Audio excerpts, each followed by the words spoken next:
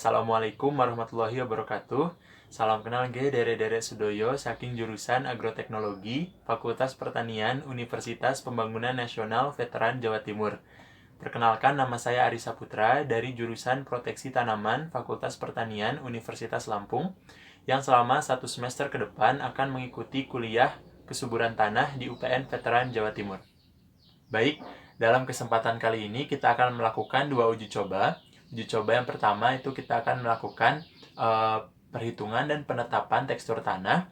Kemudian untuk uji coba yang kedua kita akan mengamati bagaimana pergerakan air di dalam tanah. Nah, untuk uji coba yang pertama sendiri ini mengenai tekstur tanah. Nah, tekstur tanah ini adalah salah satu sifat fisik tanah yang merupakan perbandingan antara persentase pasir, persentase debu, dan juga persentase liat.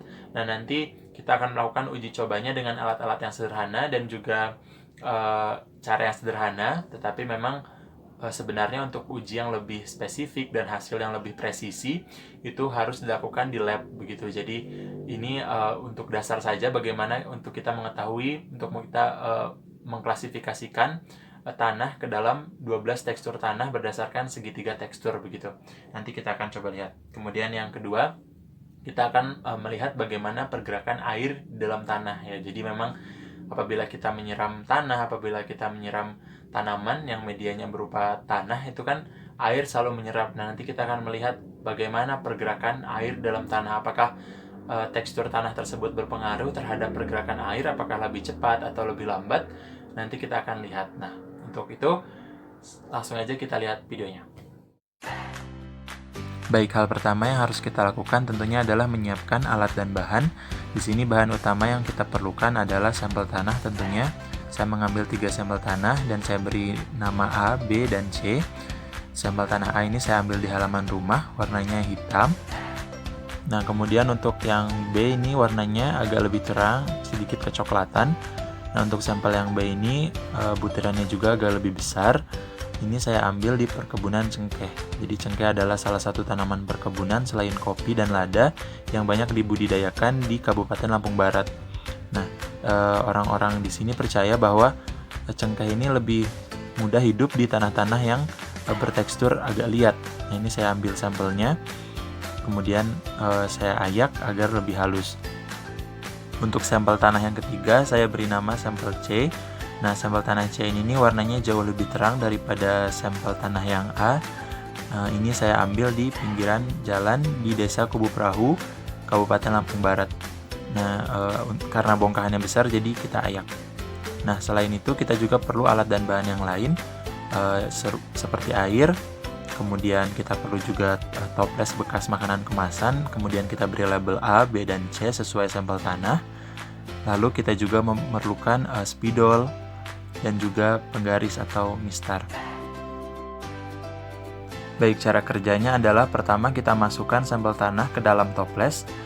Sampel tanah ini beratnya sekitar 100 gram, kemudian kita tambahkan air sampai sekitar 3/4 toples. Setelah itu kita tutup toplesnya menggunakan tutup toples yang ada, kemudian kita kocok selama kurang lebih 10 menit sampai tanahnya larut dengan air. Nah, kemudian kita lakukan juga hal yang sama untuk sampel B dan juga kita lakukan yang sama untuk sampel C. Nah, untuk melihat partikel pasir yang merupakan partikel terbesar dari fraksi tanah, nah kita diamkan selama 1 menit. Nah, 1 menit nanti kita akan lihat bagian pasir atau partikel pasir itu akan mengendap di dasar toples. Nah, kita diamkan 1 jam untuk melihat partikel debu. Debu ini beratnya lebih ringan daripada pasir, besarnya juga lebih kecil daripada pasir.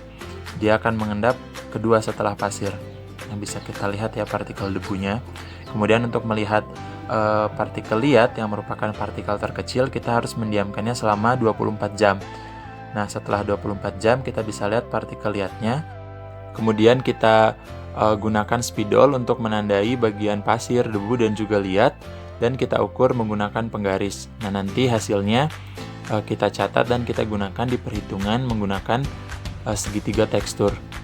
Nah, di segitiga tekstur ini terdapat 3 sisi. Sisi yang paling bawah ini menunjukkan persentase pasir, sisi kanan itu menunjukkan persentase debu, dan sisi segitiga yang sebelah kiri itu menunjukkan persentase liat. Nanti untuk persentase pasir kita cari, kemudian kita tarik persentase pasir tersebut ke arah persentase liat, lalu kita cari persentase debu dan kita tarik persentase debu tersebut ke arah persentase pasir, sedangkan untuk persentase liat tersebut nanti kita akan tarik ke arah persentase debu. Nah, nanti titik potong di antara ketiga garis tersebut adalah tekstur dari sampel tanah yang kita amati. Nah, dengan demikian kita mendapatkan tekstur untuk sampel tanah A ini adalah lempung, kemudian tekstur untuk sampel tanah B adalah lempung berliat, dan tekstur untuk tanah C ini adalah liat. Nah, kita masuk ke uji coba yang kedua, ini pengamatan pergerakan air di dalam tanah. Nah, hal pertama yang harus kita lakukan adalah mempersiapkan sampel tanah A, B, dan C. Ini kita masukkan ke dalam toples dalam keadaan kering, semakin kering semakin baik. Kemudian kita tambahkan sekitar 200 ml air. Nah, nanti kita catat berapa waktu yang diperlukan air dari permukaan toples sampai ke dasar toples.